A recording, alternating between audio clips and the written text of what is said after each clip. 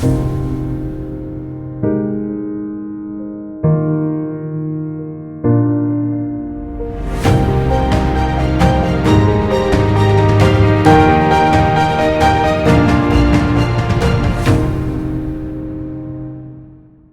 whiskey lovers and welcome to another one of Mark's Whiskey Ramblings. Today we're going to the heart of Speyside, to the whiskey capital, to Dufftown, where you will find, well, many distilleries, but among those, the Balvenie. Now the Balvenie is mostly known for creating these fruity, sweet single malts, but today we'll be trying something a little bit different. We will be trying a peated Balvenie. Did you say peated? I did, sir. Did you say a peated Balvenie? I did, man.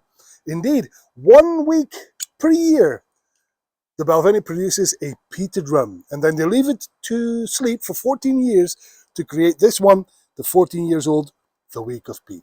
Now, how did this come about? Former distillery manager Ian Millar, he went to Islay, and there he, fell in love with Islay whiskey, I suppose, and he came back and he talked to the then master distiller David Stewart, and he said, oh, would it be an idea to recreate a peated Balvenie? And David Stewart, with his decades-long experience in the distillery, he said, well, I remember drinking Balvenie from the 1940s, 1950s. They were slightly peated, so yeah, that was delicious. I would love to recreate that. The week of peat was born.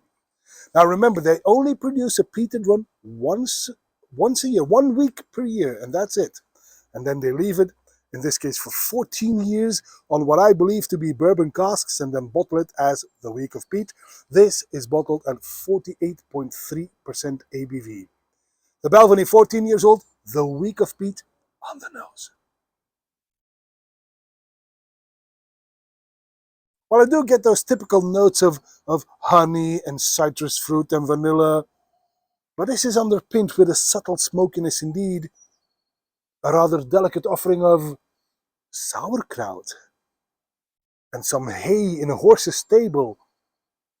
It works, it really does. This is quite lovely, in fact. All right, on the palate.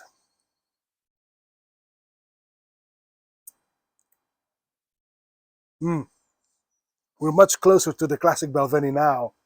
I do get those sweet notes. It's very creamy on vanilla and lemon, although the peat again shines through subtly but unmistakably.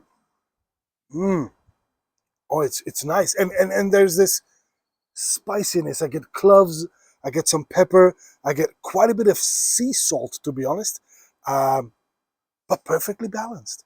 The sweet notes and the salty notes, they really balance each other out. This is good. Lovely stuff on the finish then.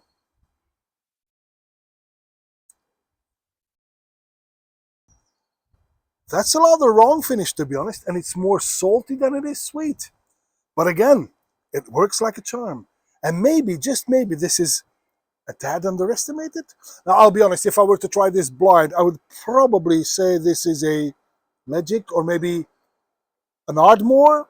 I would not have thought about the Balvenie, to be honest. But, yeah, and that makes this one maybe just a tad underestimated indeed.